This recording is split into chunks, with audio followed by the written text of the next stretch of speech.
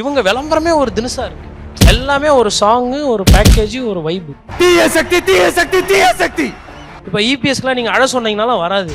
தம்பி தவறான முடிவு பண்ணிட்டாருமா. இதே விஜய் சாரா இருந்தா அங்கே போய் அப்படி ஒரு மூலையில் உக்காந்து அப்படியே ஒரு ஸ்லோவில் ஒரு கேமரா ஒன்று வச்சு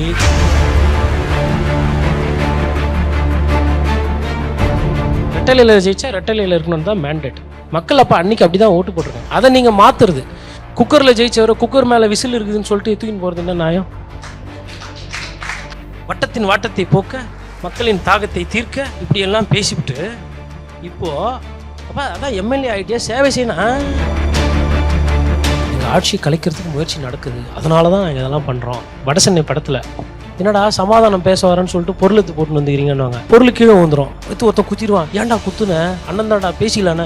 இல்லைண்ணே அவர் குத்திடுவாரு, நம்ம குத்தலாம். அந்த மாதிரி தாவேகாவால் ஆட்சி அமைக்க முடியாத நிலை ஏற்பட்டால் குடியரசுத் தலைவர் ஆட்சியை நடைமுறைப்படுத்துவதற்கு அனுமதிக்க கூடாது. 500 யூனிட்டுக்கு நீங்கள் கம்மியாக செலவு பண்ணீங்கன்னா அந்த 200 யூனிட் ஃப்ரீ. இப்போ என்ன பண்ணிட்டாங்கன்னா நீங்கள் எவ்வளோ வந்தாலும் 500 யூனிட்டுக்கு மேலே போகாது உங்கள் கரண்ட். ஏன்னா கரண்ட்டே இல்லை. சரி, எதனா ஒரு பதில் வரும், எதனா ஒரு ரெஸ்பாண்ட் வரும்னா வரல.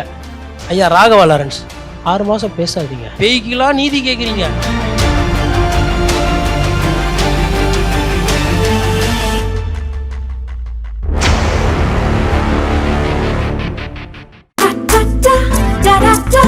Taste the Milky Mist ice cream. Milky Mist ice creams.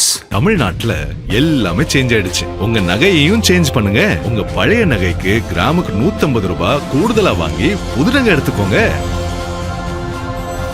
அதே கம்மி சேதாரம் தான் உங்க லலிதால மட்டும்தான்.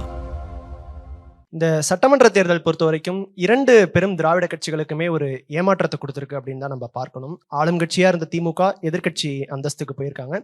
எதிர்கட்சியா இருந்த அதிமுக அந்த அந்தஸ்தை இழந்து இன்னைக்கு கட்சிக்குள்ள நடக்கக்கூடிய பல குழப்பங்களுக்கு மத்தியில தொடர்ந்து பயணிச்சுட்டு இருக்காங்க. இடையில வந்த அந்த விஜய் அப்படிங்கிற இந்த ஃபேக்டர் ஆட்சியும் அமைச்சிருக்கிறதையும் நம்ம பார்க்கிறோம். ஸோ கழகங்கள் இந்த தேர்தலில் ஓரங்கட்டப்பட்டிருக்கா, தோற்கடிக்கவே முடியாத ஒரு சக்தியா விஜய் அமைஞ்சிருக்காரா அப்படிங்கிறத பத்தி பேசுறதுக்காக பத்திரிகையாளர் கோட்டீஸ்வரன் அவர்கள் இந்த செஷன்ல நம்ம கூட இணைஞ்சிருக்காங்க. சார் வணக்கம். ஆக்சுவலாக உட்காரத விட நின்று பேசுறது எனக்கு கொஞ்சம் பெட்டராக இருக்கும். சின்ன சோஃபா பெரிய சோஃபா கிடையாது, அதனால் ஒன்றும் பிரச்சனை இல்லை. அந்த சோஃபா இன்னும் கொஞ்சம் நல்லாயிருக்கும். சோஃபாவில் உட்காரணுன்றதான் ஒரு தீமா இப்போது. நான் இதை எதிர்பார்க்கல, அதனால் சோஃபாவில் உட்கார்றது பெட்டராக இருக்கும் போலது. பட் இருந்தாலும் இப்போது சோஃபாவை தாண்டி கொஞ்சம் யதார்த்தம் பேசணும்னு நினைக்கிறேன். நான் நிறைய பேர் இங்கே இருக்கவங்க வந்திருக்கீங்க, உங்களோட அனுபவமும் எனக்கு தேவை. நான் பேசி முடிச்சதுக்கப்புறம் உங்களோட வியூஸ் எதுனா இருந்தால் கூட கொஞ்சம் ஷார்ட்டாக சொன்னால் அதையும் நான் எடுத்துகிட்டு போகணுன்னு நினைக்கிறேன்.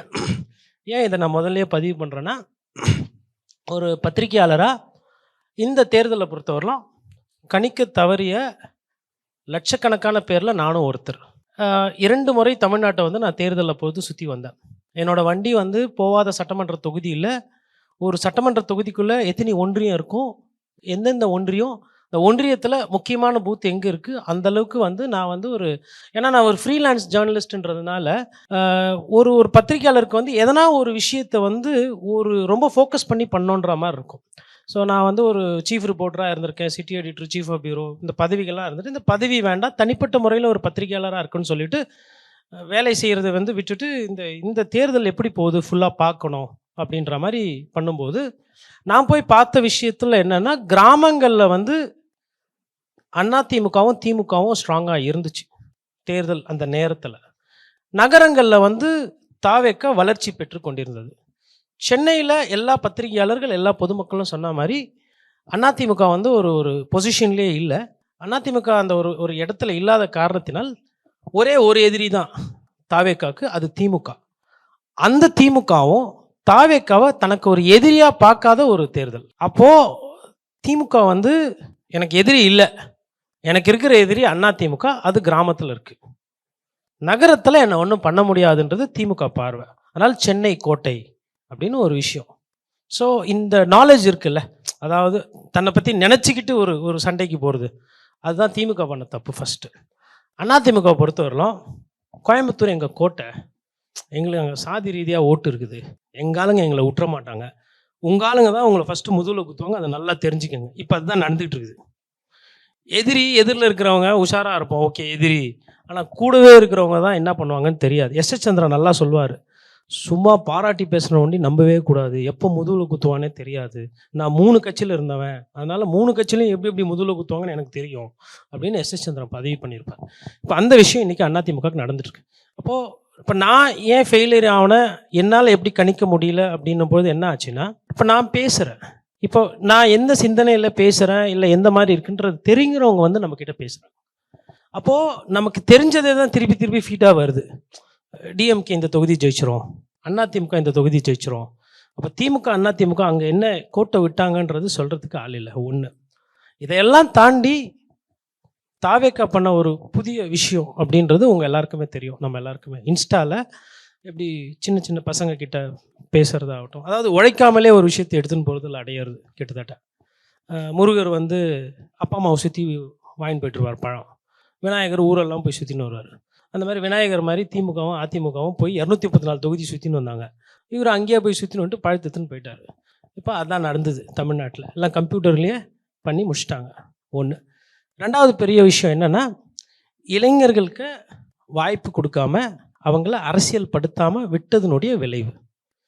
இப்போது வந்த பொழுது கூட அப்பர்ணா, அதுக்கப்புறம் சுல்தான், தம்பிங்க கூட எல்லாமே வருவாங்க டிபேட்லேருந்து. உங்களோட காலேஜ் டைம்ஸ்லாம் எலெக்ஷன்ஸ்லாம் நடந்துச்சு அப்படின்னு.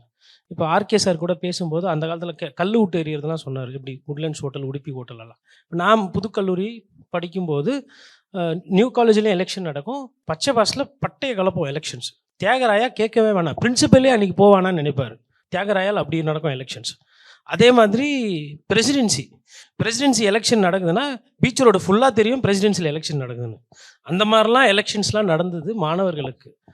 அப்படி இருந்த ஒரு இடத்துல வந்து அந்த மாணவர்கள்கிட்ட அரசியல் மயம் படுத்தாமல் அவங்கள வெறும் வந்து ஒரு புத்தக புழுவாவோ, வெறும் போட்டித் தேர்வுக்கு தயார் பண்ணுற ஒரு அடுத்த தலைமுறையாக மாற்றினதுனுடைய விளைவு வந்து இன்றைக்கி அவங்க மொத்தமாக வந்து ஃபோன்லேயோ இல்லை இன்ஸ்டாலேயோ இல்லை சினிமா கவர்ச்சி அப்படின்ற மாதிரி போயிட்டாங்க. போட்டியில் கூட, அதாவது ஸ்போர்ட்ஸில் கூட பெரிய ஆர்வம் வரலை.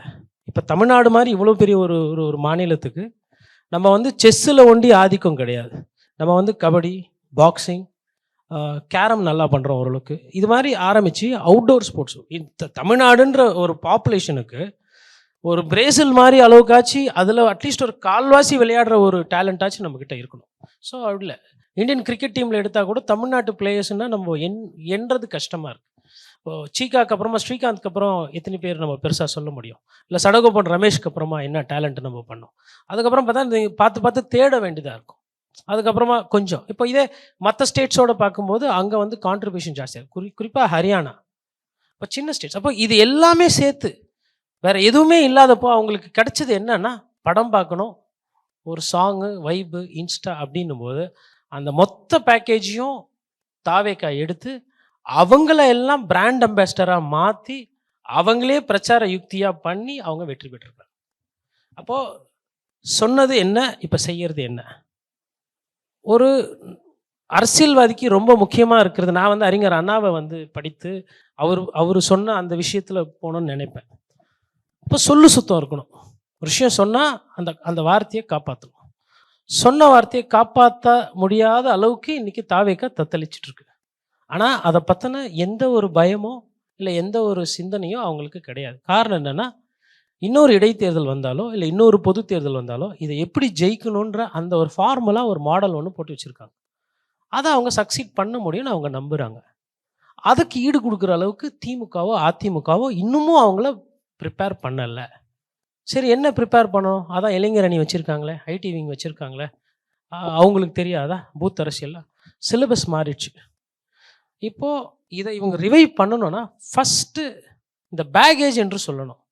இப்போது ஓராயிரம் கருத்து இருந்தாலும், உதாரணத்துக்கு நான் தனிப்பட்ட முறையில் இல்லை, பட் பொதுவாக பேப்பரில் யார் யாருக்கெல்லாம் கெட்ட பேர் அடிக்கடி வந்திருக்குன்னு பார்த்தா, திமுக எடுத்திங்கன்னா ஐயா செந்தில் பாலாஜி, அதுக்கப்புறமா வந்து பார்த்திங்கன்னா பொன்முடி, அதிமுக எடுத்திங்கன்னா ஈவாவேலு, அண்ணா சேகர் பாபு. இப்போ அதே இந்த சைடு அதிமுக எடுத்திங்கன்னா விஜயபாஸ்கர், 2 விஜயபாஸ்கர், எம்ஆர் விஜயபாஸ்கர், இப்போ சி விஜயபாஸ்கர், அதுக்கப்புறம் ஐயா வேலுமணி, அப்புறம் தங்கமணி. இந்த மாதிரி இவங்கெல்லாம் எப்படி சிறைக்கு போய் பேர் எடுத்தாங்களான்னா அப்படி கிடையாது. டெண்டர் அதிகமாக எடுத்து முறைகேடானதுனாலையும் ஆட்சியில் இருக்கும்போதே அமலாக்கத்துறை வந்ததுனாலும் கெட்ட பேர் எடுத்தாங்க. நீங்கள் எல்லாம் இதை தான் பலமாக நினச்சின்னு இருந்தீங்க. உங்களுக்கே தெரியல இதுதான் உங்களோட பலவீனம்னு. இப்போது இவங்களால தான் பிரச்சனை. தோற்றதும் இவங்களால தான், பிரியறதும் இவங்களால தான், உடையறதும் இவங்களால தான். ஆனால் இப்போது தோற்று போனதுக்கப்புறம் தொண்டனை பார்த்து தொண்டா காப்பாற்று, கட்சியை விட்டுறாத, அண்ணா சொல்லி கொடுத்ததை ஞாபகம் வச்சுக்கோ, கலைஞர் சொன்னதை வச்சுக்கோ, எம்ஜிஆர் சொன்னதை ஞாபகம் வச்சுக்கோ, அம்மையார் ஜெயலலிதா சொன்னதை ஞாபகம் வச்சுக்கோன்னு தொண்டங்கிட்ட போகிறாங்க. இது ஒரு வகையில் அந்த கட்சிக்கு நல்லது. இப்போ போகிறவங்கெல்லாம் போகிறதுனால இந்த கழகங்கள் வந்து இதுக்கு இனிமேல்ட்டு, அதுவும் குறிப்பாக அதிமுகக்கு இதுக்கப்புறம் ஒரு ஒரு எழுச்சி இருக்குமா, இல்லை அது திரும்பி எழுந்துக்குமா அப்படின்ற அந்த கேள்வி வருது. அதற்கு காலம்தான் பதில் சொல்ல முடியும். அதை காப்பாற்றணும்னா இது தொண்டர்களால் உருவாகின கட்சி. இன்றைக்கி அதிமுகவுக்கு பெரிய வசீகரம் இல்லாத ஒரு தோரணை இருக்குது. அப்புறம் எடப்பாடி பழனிசாமி அவர்களும் இறங்கி வரமாட்டேன்றாரு. அவரும் கொஞ்சம் பிடிவாதத்தனமாக இருக்கிறார்.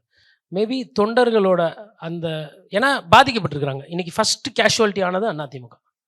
இப்போ தாவேக்கான்ற ஒரு கட்சி இல்லைன்னா என்ன ஆயிருக்கும்னா, இது இருதுருவ அரசியல் பார்த்தது தமிழ்நாடு மண். டிஃபால்ட்டாக மாறி மாறி வந்திருப்பாங்க.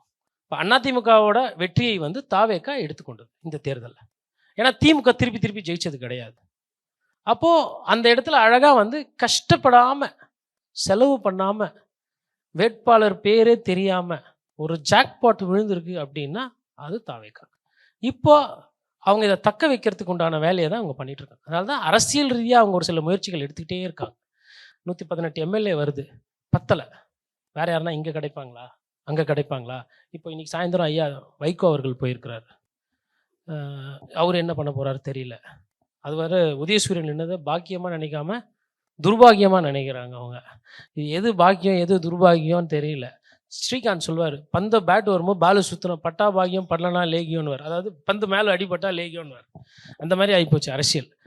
அது ஒரு அரசியலுக்கு ஒரு இலக்கணம் என்ன, தொகுதி மக்கள் நம்ம போய் திருப்பி மூஞ்ச பார்க்கணுமே, அவங்கள எப்படி ஃபேஸ் பண்ணுறது, தொண்டர்கள் ஒரு சில கேள்வி கேட்பாங்களே, அதை எப்படி ஃபேஸ் பண்ணுறது, அதை பற்றிலாம் கவலையும் இல்லை, அதை பற்றின ஒரு புரிதலும் இல்லை. இன்றைக்கி ரொம்ப நாள் கழிச்சு ஆர்பி உதயகுமார் கொந்தளிச்சு பேசுகிற ஒரு வீடியோவை பார்த்தேன். உண்மையிலே சாப்பாட்டில் உப்பு தான் போட்டு சாப்பிட்றீங்களான்ற மாதிரிலாம் சீமான் அவர்கள் கேட்டதை அவர் கேட்டிருக்காரு. கிட்டத்தட்ட சீமான் அண்ணனுக்கும் ஆர்பி உதயகுமார் சாருக்கும் ஒரு 10 நாள் கேப் இருக்குது. சீமான் அண்ணனுக்கு உடனே வருது அந்த கோவம். தெரியுங்க, அவர் ஊராமுட்டை கட்சி, இது உங்கள் சொந்த கட்சி. இது மாதிரி நீங்கள் ஒவ்வொருத்தரும் இந்த மாதிரி போகும்போது அன்றைக்கி கேள்வி கேட்டிருந்தீங்கன்னா தலைமையும் சரி கூட இருக்கிறவங்களும் சரி இந்த மாதிரி தப்பு பண்ணியிருக்க மாட்டாங்க. நீ எப்படி போய் பார்க்குற, விராலிமலை எப்படி உன்னை தொண்டம் பார்த்துக்குவான் அப்படின்ற மாதிரி தொண்டர்களை திருப்பி விடுறாரு. அது கேட்டால் எனக்கு கேட்டால் ஒரு நல்ல ஒரு ட்ரையல் தான். அது ஒரு நல்ல ஒரு முயற்சி. மற்றபடி இன்னொரு அந்த தலைப்பில் இன்னொரு கேள்வி வந்து, விஜய் அவர்கள் வீழ்த்த முடியாதா? சரி, விஜய் அவர்களை வீழ்த்தணுன்றது இங்கே நோக்கம் கிடையாது. விஜய் அவர்களால் நல்ல அரசியல் பண்ண முடியுமா முடியாதா, இதுதான் கேள்வி. ஒரு நல்ல அரசியல் பண்ணார்னா மக்கள் அவரை வச்சுக்குவாங்க. நல்ல அரசியல் பண்ணாமல் சொன்னதை காப்பாற்றாத இப்போ பண்ணிட்டு இருக்கிறாங்களா ஒரு அரசியல் நடக்குதுங்களா, இதுதான் நடக்க போகுதுன்னா, அம்மையார் ஜெயலலிதா தோற்றதை பார்த்துருக்கோம், கலைஞர் தோற்றதை பார்த்துருக்கோம், ஸ்டாலின் தோற்றதை பார்த்தோம், எடப்பாடி பழனிசாமி தோற்றதை பார்த்தோம். விஜய் தோக்குறதையும் ஜனங்க பார்ப்பாங்க. இங்கே மாற்றன்றது தான் ஃபிக்ஸ்டு. இது ரிங்கா ரோசஸ் மாதிரி, யார் நல்லா விளாட்றீங்களோ அவங்க புஷ்குன்னு உட்காந்துக்குவீங்க. உங்களுக்கு வயசு கம்மியாக இருந்தது, அழகாக உட்காந்துக்கினீங்க, உங்களுக்கும் வயசாகும். இன்றைக்கி முற்பகல் செய்கிறது பிற்பகல் வரும். இன்றைக்கி ஐயா ஆதவ் பண்ணிகிட்ருக்கிறாரே ஒரு அரசியல், இதே ஆதவ் நாளைக்கு உங்களுக்கு இதை பண்ணால் என்ன ஆகும்? ஒன்று. ரெண்டாவது, இப்போது 118 மெஜாரிட்டி மார்க், இதுதான் அரசியல் சட்டம் சாசனம் நமக்கு சொல்லுது. எந்த ஒரு மாநிலத்தில் இப்போ ஒரு 200 தொகுதி இருக்குது அப்படின்னா 100 101 தொகுதி மார்ஜின். இவங்க என்ன பண்ணுறாங்கன்னா அந்த 100 இந்த 118 குறைக்கிறாங்க. இப்போ ராஜினாமா பண்ணதே வந்து நாளைக்கு வந்து சட்டமன்றத்தில் வந்து ஒரு நம்பிக்கையில் வாக்கெடுப்பு தீர்மானம் வருது அப்படின்னா கண்டிப்பாக தாவேக்கா ஜெயிச்சிரும். ஏன்னா மார்ஜின் கம்மியாச்சு, சீட்டு குறைச்சிட்டாங்க அவங்க வெற்றிகரமாக. ஆனால் அவங்க என்ன சொல்கிறாங்க, எங்கள் ஆட்சியை கலைக்கிறதுக்கு முயற்சி நடக்குது, அதனால தான் நாங்கள் இதெல்லாம் பண்ணுறோம். இப்போ இந்த படத்தில் வந்து சொல்லுவாங்க, நமக்கு வடசென்னை படத்தில், என்னடா சமாதானம் பேச வரேன்னு சொல்லிட்டு பொருள் எடுத்து போட்டுன்னு வந்துக்கிறீங்கன்னுவாங்க. பொருள் கீழே வந்துடும், ஒருத்தன் குத்திடுவான், ஏன்டா குத்துன, அண்ணன் தான்டா பேசிக்கலாண்ணே, இல்லைண்ணே அவர் குத்திடுவார் நம்ம குத்தலண்ணா. அந்த மாதிரி தாவேக்கா திமுக வந்து பண்ணிடுவோம்னு சொல்லிட்டு இவங்க எல்லா வேலையும் பண்ணின்னு இருக்கிறாங்க. பண்ணுறது பூரா இவங்க குதிரை பேர அரசியல், சோஃபா அரசியல், அப்புறம் ஒரு மாதத்துக்கு வந்து இடைத்தேர்தல்.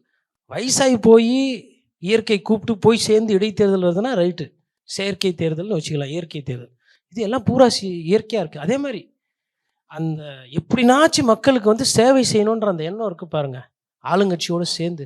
அது வந்து ஒரு புது ட்ரெண்டாக இருக்குது. அதாவது கை துடிக்குது, இப்படினா உதவி செஞ்சின மக்களுக்கு எப்படி தாவேக்காவோடு சேர்ந்தாதான் உதவி. ஏன்பா எம்எல்ஏ ஆகணும் என்ன சொல்லி நீங்கள் ஓட்டு கேட்டீங்க? எனக்கு வாய்ப்பு தாருங்கள், உங்கள் வீட்டு பிள்ளை, நான் சேவை செய்ய இருக்கிறேன். சும்மா கூப்பிட்டிங்கன்னா போதும், ரேபிடோ, ஷேரோட்டோ, ஓலா, உப்பர் மாதிரி உடனே வந்துடுவேன். வட்டத்தின் வாட்டத்தை போக்க, மக்களின் தாகத்தை தீர்க்க, இப்படியெல்லாம் பேசிவிட்டு இப்போது அப்போ அதான் எம்எல்ஏ ஆகிட்டே சேவை செய்யணும். அந்த கட்சி எம்எல்ஏ ஆகிறதுக்கு தான் நான் அப்போ அதை நீ ஃபஸ்ட்டு சொல்லலையே. ஃபஸ்ட்டு உன் கட்சி எம்எல்ஏ ஆகிறதுன்னு கேட்டேன் அப்படின்னா, இல்லை அது அப்போது இது இப்போது அப்படின்னு சொல்லிட்டு ஒரே ஒரு விஷயத்த சொல்கிறாங்க. என்ன அப்படின்னா, நாங்கள் நல்லது செய்யணும், எங்கள் தலைமை மீது எங்களுக்கு நம்பிக்கை இல்லை. இது ஒரு மே 3 ஓட்டு எண்றதுக்கு முன்னாடி சொல்லியிருக்கலாமே. மிதுன் வராரு, சரி மிதுன் வந்தால் அது பிரச்சனையை பேச வேண்டியதானே. மிதுன் வர்றதுக்கு முன்னாடி நீங்களே ஐடியா கொடுக்குறீங்க மிதுன் வரணும்னு. அப்போது வாரிசு அரசியல் பற்றி இப்போ பேச வேண்டிய அவசியம் என்ன? அதிமுகவோட கொள்கை என்ன? வாரிசு அரசியல் எதிர்ப்பது. ஐயா சிவி சண்முகத்துக்கு எடப்பாடி பழனிசாமியோட முகம் பிடிக்கலன்னா முகம் பிடிக்கல அப்படின்றது முகத்துக்கு நேராக சொல்லலாம். மே 3 வரலாம் கம்முன்னு இருந்துட்டு 4 பார்த்துட்டு அமைச்சர் ஆக மாட்டான்னு எல்லாம் தெரிஞ்சுட்டு அப்புறம் 20 நாள் கழிச்சு ஏதோ வாஸ்கோட காமா அமெரிக்காவை கண்டுபிடிச்ச மாதிரி கொலம்பஸ் ஊரை சுற்றி வந்த மாதிரி இன்னைக்கு சொல்கிறீங்க. அப்போது இந்த மாதிரி அரசியல் இப்போ நான் என்ன கேட்குறேன்னா, உதயநிதி வாரிசு அரசியலா, இல்லை மிதுன் அடுத்து வாரிசு அரசியல் பண்ண போகிறாரா, இல்லை துரை வைகோ அவர் எதுக்கு வைகோ கட்சி ஆரம்பித்தார், இதே வாரிசு அரசியல் எடுத்து இன்றைக்கி அவர் என்ன பண்ணிகிட்டு இருக்கிறாரு, இதெல்லாம் உங்கள் கட்சி பிரச்சனை. இங்கே கரண்ட் இல்லை, மேட்டூரில் தண்ணி வரல, விவசாயிகளுக்கு கடைமடையில் இன்றைக்கி விவசாயம் பண்ணுறதுக்கு காசு இல்லை, கடன் தள்ளுபடி ஆகலை, பாலியல் சீண்டல் தமிழ்நாடு பூரா இருக்குது, கரண்ட்டு போனால் வரமாட்டேங்குது, ஒரு ஜூஸ் கடையிலேருந்து ஒரு பஞ்சர் கடையிலேருந்து எல்லா கடையிலையும் வாழ்வாதாரம் பாதிச்சிருக்கு. இதை பற்றி பேசுங்கன்னா இந்த 40 நாளாக இவர் அங்கே போகிறாரு, அவர் அங்கே போகிறாரு, அவர் ஆங்காங் போகிறாரு, இதுதான் பேசிகிட்டு இருக்காங்க. அப்போ இதில் மக்கள் நலனை தாண்டி அரசியலில் தாவேக்கான்ற ஒரு கட்சி எப்படி பலப்படுத்துறது? பலம்னா ஒரு 10 பேர் சேர்ந்தா பலம். அவங்க நல்லவங்களா கெட்டவங்களா, அவங்க மீது ஊழல் இருக்கா, அவங்க என்ன தொழில் பண்ணுறாங்க, என்ன வியாபாரம் பண்ணுறாங்க, அதெல்லாம் இல்லை. 10 பேர் வரணும் அப்படின்ற அந்த ஒரு புள்ளியை நோக்கமாக வச்சு தான் அவங்க போயிட்டுருக்காங்க. அவங்க நல்ல அரசியல் பண்ண இன்றைக்கி தேதியில் இனிமேல்ட்டு விஜய் சாரை அவர் அரசியல்வாதி இல்லைன்னு சொல்ல முடியாது. Is no more a cinema person. ஒரு முழு நேர அரசியல்வாதியாக, அதாவது ஒரு என்ன சொல்கிறது, வரலாறுல இப்போ நாங்கள்லாம் வயசானப்போ புக்கு எழுதிட்டு தான் போவோம். அந்த புக்கில் எழுதும்போது இதெல்லாம் கருப்பு பக்கங்களாக தான் பதிவாகும். ஏன் அப்படின்னா, நீங்கள் பணம் படைத்தவர்களெல்லாம் கட்சியில் சேர்க்குறீங்க, அவங்க சும்மா இருக்க மாட்டேன்றாங்க. அவங்க பொதுமக்களோட சிந்தனைக்கு மாற்றா அவங்க ஒரு சில முடிவுகளை அரசியலில் மாற்றி எழுதுகிறாங்க.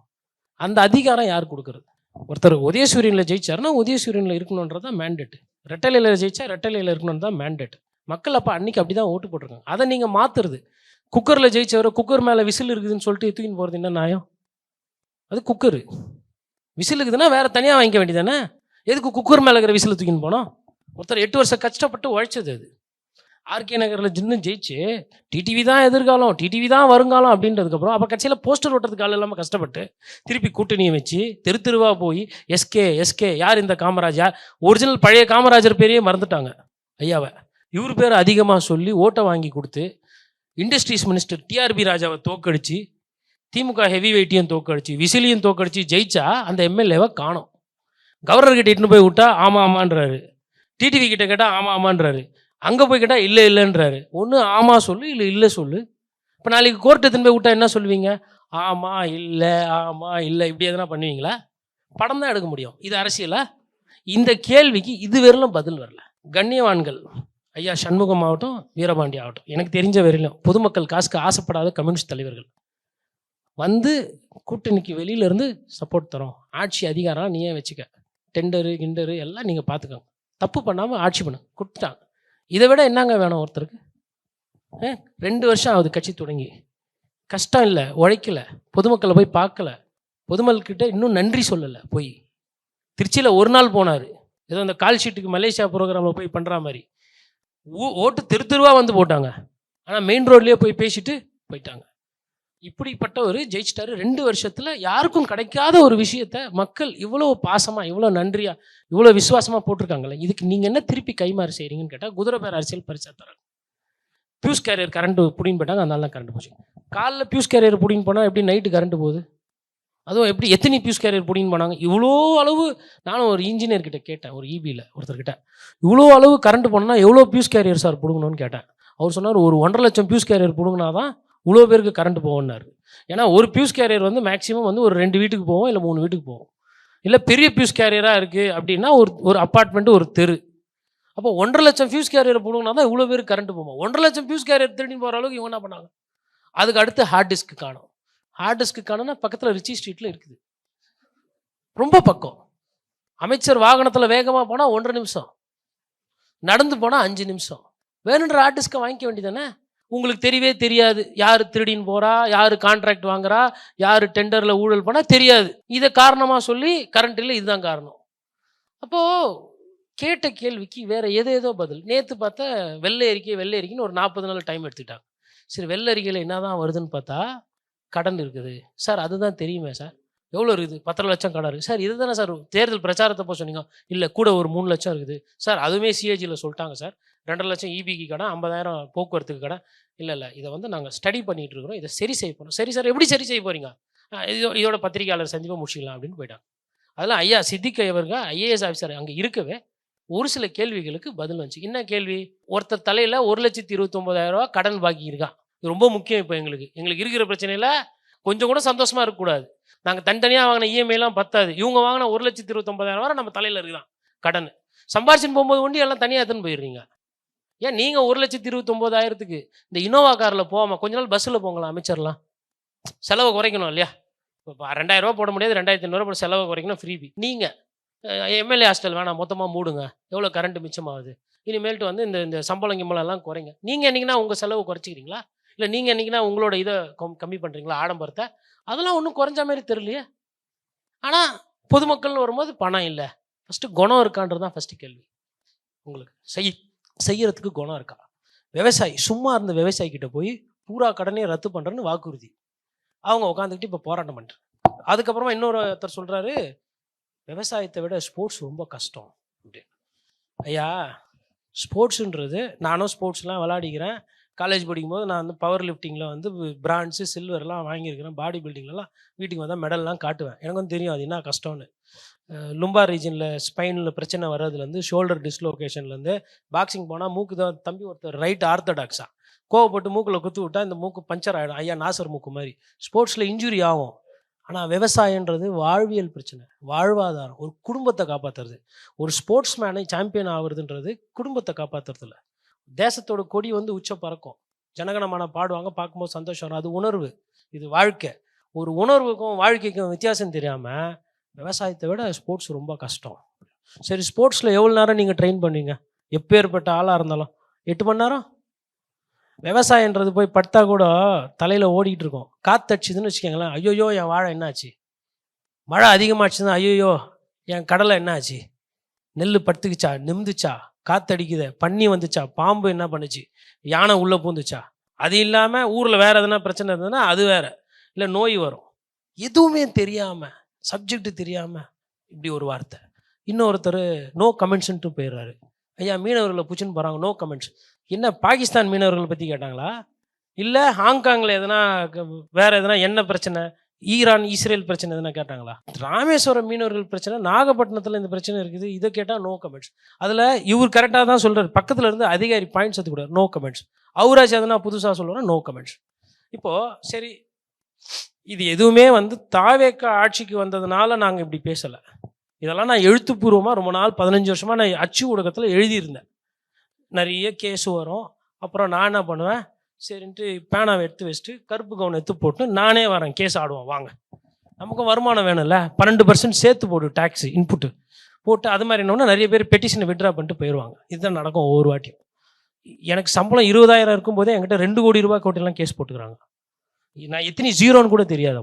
இப்போ நமக்கு அந்த பிரச்சனை இல்லை. அதனால் நானும் வந்து தயாராக தான் இருக்கிறேன் ஒரு பத்திரிகையாளனா. நான் வந்து அவதூறு ஆபாசம் இல்லை, பொதுமக்களுக்கு சொன்னதை செய்யணும். அப்போ நம்ம இது பேசுகிறோம். சரி, இவங்க 3 கையெழுத்து போட்டாங்க. இந்த 3 கையெழுத்து எது வெற்றி அப்படின்னு பார்த்தா, இந்த மொதல் கையெழுத்து வெற்றி, இந்த 200 யூனிட். எப்படி அப்படின்னு பார்த்தா, 500 யூனிட்டுக்கு நீங்கள் கம்மியாக செலவு பண்ணிங்கன்னா அந்த 200 யூனிட் ஃப்ரீ. இப்போ என்ன பண்ணிட்டாங்கன்னா, நீங்கள் எவ்வளோ வந்தாலும் 500 யூனிட்டுக்கு மேலே போகாது உங்கள் கரண்ட்டு. ஏன்னா கரண்ட்டே இல்லை. கரண்ட்டே இல்லை. எப்படி ஒரு திட்டத்தை வெற்றிகரமாக செயல்படுத்தியிருக்காங்க பாருங்க. இதுதான் வந்து ஐயா அப்துல் கலாம் சொல்லுவார், success, vision, you have passion, long term dream. when you have a dream, the dream comes into reality, the reality become vision அப்படின்னும் போது அப்போ முதலமைச்சரோட விஷனை என்னால் புரிஞ்சுக்க முடிஞ்சுது. அப்போது அவரோட விஷன் என்ன, எல்லாரும் 200 யூனிட்டை வந்து அடையணும். நான் சொன்ன சொல்லு உண்மையாகணும், எல்லாருக்கும் 200 யூனிட் கிடைக்கணும். அப்போ எல்லாரும் 200 யூனிட் எப்படி கிடைக்கும், நீங்கள் 500 யூனிட்டுக்குள்ளே கரண்ட்டு செலவு பண்ணோம். அப்போ 500 யூனிட்டுக்குள்ளே எப்படி கரண்ட்டு செலவு பண்ணோம், பவரை பிடுங்கினா தான் 500 யூனிட்டுக்குள்ளே வரும். இல்லைனா நீங்கள் பாட்டு ஏசி ஃப்ரிட்ஜு மிக்சி போட்டுன்னு பாட்டு ப்ளூடூத்தில் வச்சுன்னு கேட்டுன்னு டான்ஸ் ஆடினு வேலைக்கு போயிடுவீங்க. எல்லாருக்கும் 200 யூனிட் உறுதி செஞ்சாரா இல்லையா? அடுத்து சிங்கப்பெண். கஷ்டப்பட்டு போலீஸ் பேண்டுன்றது ஒரு கண்ணியமான ஒரு பேண்டுங்க. அது வந்து அந்த மார்ச் பாஸ்ட்டுக்கு, இந்த வந்தே மாதரம், இந்த போலீஸ்க்கு உண்டான ஒரு சாங்கு, அந்த மாதிரி விஷயங்களுக்கு பண்ணுவாங்க. சினிமா பாட்டு ஆல்ரெடி ரெக்கார்டிங்லாம் கேட்டு நல்லா ஓடின பாட்டு, சிங்கப்பெண்ணு, மெர்சலு, விசிலு, இந்த பாட்டுக்கெல்லாம் அவங்கள ட்ரைனிங் கொடுத்து, எப்பா அது என்ன துறை, அந்த துறைக்கு எதுக்கு அனுப்புகிறாங்க, என்ன ட்ரைனிங் நீங்கள் கொடுத்துன்னுக்கிறீங்க இப்போ அப்படி. அப்புறம் இது பண்ணிட்டாங்களா. அப்புறம் சிங்கப்பெண் பற்றி நான் பெருமையாக பேச வேண்டியதில்லை. நேற்றே வந்து டைம்ஸ் ஆஃப் இந்தியா பத்திரிகையில் நேஷ்னல் ஹெட்லைன்ஸ், அதாவது எப்படின்னா ட்ரம்ப் செய்தி சின்னதாகி போச்சு. அந்தளவுக்கு சம்பவம் நடந்திருக்கு சென்னையில் 24 மணி நேரத்தில். ட்ரம்ப் செய்தி சின்னது, ராகுல் காந்தி, மோடி எல்லாம் சின்ன சின்னதாக ஆகிட்டாங்க. நம்ம சென்னையில் இவ்வளோ நல்ல காரியங்கள் நடந்திருக்கு, பெரம்பூர், மாதவரம், திருவள்ளூர், அப்படி போடுறாங்க. சரி, எதனா ஒரு பதில் வரும், எதனா ஒரு ரெஸ்பாண்ட் வரும்னா வரல.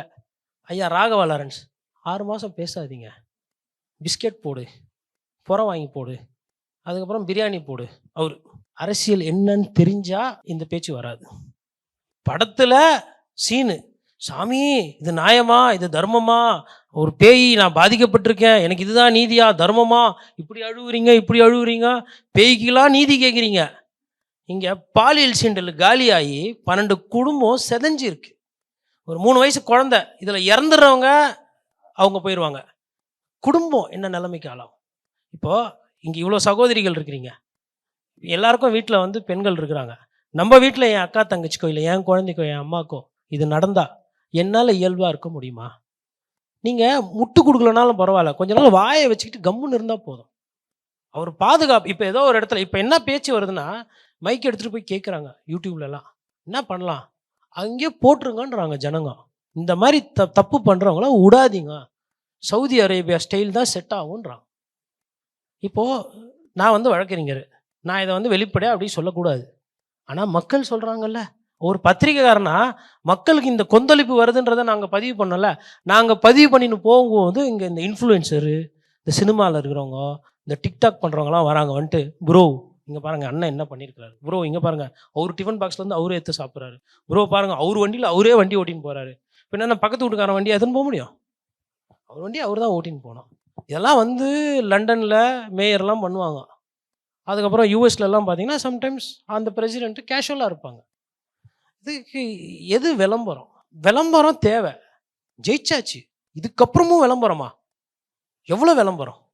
அதுவும் அதாவது முன்னாடி திமுகலாம் எப்படின்னு பார்த்தீங்கன்னா கஷ்டப்பட்டு ஸ்டாலின் சாரை வந்து விளம்பரப்படுத்திக்கிட்டு இருந்தாங்க. அதேமாதிரி எடப்பாடி பழனிசாமி அவங்க ஆட்சியில் வந்து கஷ்டப்பட்டு விளம்பரப்படுத்தியிருந்தாங்க. இவங்க விளம்பரமே ஒரு தினுசாக இருக்குது, எல்லாமே ஒரு சாங்கு, ஒரு பேக்கேஜு, ஒரு வைப்பு. இப்போ கூட இப்போ ஒரு சிலர் தொண்டர்கள்லாம் திமுக அதிமுகவில் வந்து இல்லை இந்த வர தேர்தலில் இடைத்தேர்தலில் நாங்கள் விட மாட்டோம், நாங்கள்லாம் சேர்ந்து காமனாக வேலை செய்வோம் அப்படி இப்படின்லாம் சொல்கிறாங்க. என்ன சேர்ந்து பண்ணாலும் அவர் ஒரு 2 வீடியோ போடுவார், அழுகுற மாதிரி ஒன்று, அப்புறமா எதிர்க்கட்சி தலைவர் சார் ஸ்டாலின் சார் அப்படின்னுவார், அதுக்கப்புறம் இந்த side Edappadi Palani sir AIADMK Poosalar sir அப்படின்னு. அவங்க எப்பா நீ பண்ணதெல்லாம் பத்தாதா, இன்னுமா இதே மாதிரி பண்ணின்னு இருக்கிற அப்படின்னு அவங்க மனசாட்சி கேட்கும். ஆனால் அவங்களால இவர் மாதிரி மாடுலேஷனோட பண்ண முடியாது. இப்போ இபிஎஸ்க்கெலாம் நீங்கள் அழ சொன்னீங்கனாலும் வராது. தம்பி தவறான முடிவு பண்ணிட்டாருமா, நான் என்னமா, அதாவது தொண்டை செத்து போயிட்டான். இதே விஜய் சாராக இருந்தால் அங்கே போய் அப்படி ஒரு மூலையில் உக்காந்து அப்படியே ஒரு ஸ்லோவில் ஒரு கேமரா ஒன்று வச்சு அப்படியே ஒரு 10 பேர் சுற்றி அவரை பார்க்குற மாதிரி அதுக்கு ஒரு பேக்ரவுண்ட் மியூசிக் ஒன்று போட்டு அப்படியே ஒரு 3 நாள் ஓட்டியிருப்பாங்க அந்த படத்தை.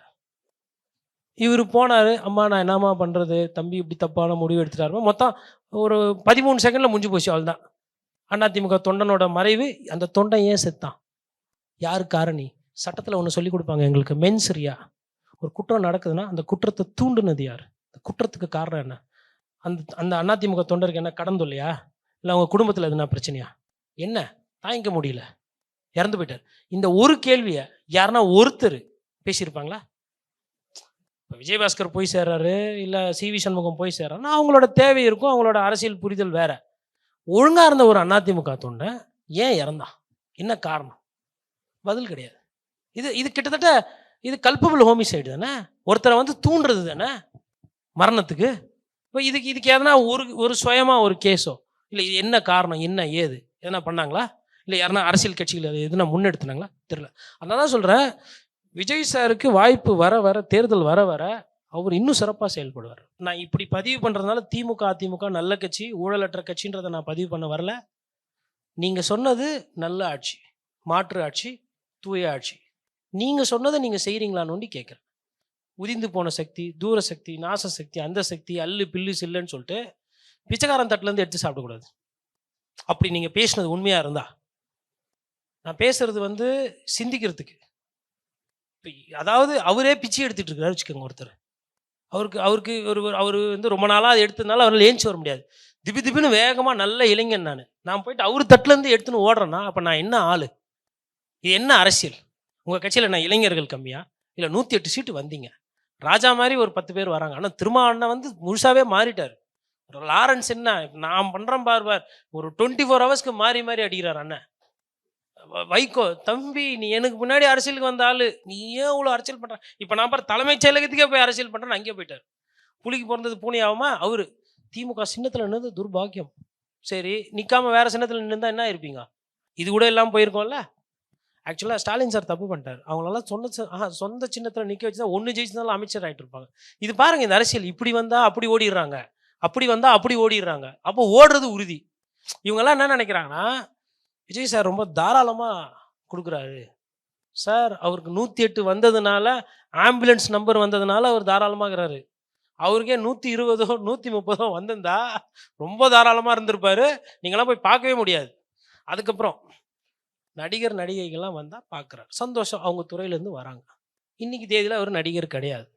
முன்னாள் அமைச்சர்லாம் வராங்க, வீட்டு வாசப்படிலே நிற்க வச்சிருக்கிறாங்க. என்ன கலாச்சாரம் இது? வசதி இருக்குது, பெரிய கேட்டாக போட்டிக்கிட்டீங்க, ரைட்டு, அதுக்குன்னு திறந்து விட மாட்டிங்களா? கேட்லேயாவா ஒருத்தரை நிற்க வைப்பீங்க? 2 வாட்டி 3 வாட்டி சட்டமன்ற உறுப்பினராக இருந்தவங்க. அந்த காலத்துலலாம் இப்போ கூட நீங்கள் ராமாபுரம் தோட்டம் போனால் கதவு பூட்டியிருக்காது, திறந்து தான் இருக்கும். ஐயா காமராஜர் வீட்டுக்கு போங்க, கதவு திறந்து தான் இருக்கும்.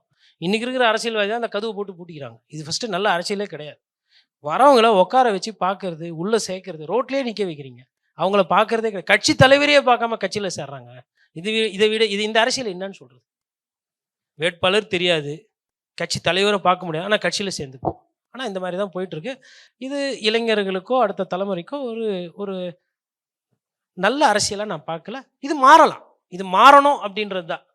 இது அது எவ்வளோக்கு எவ்வளோ அது இந்த கட்சி தாவேக்கா இதை மாற்றிக்குது அப்படின்றது அந்த கட்சிக்கு நல்லது.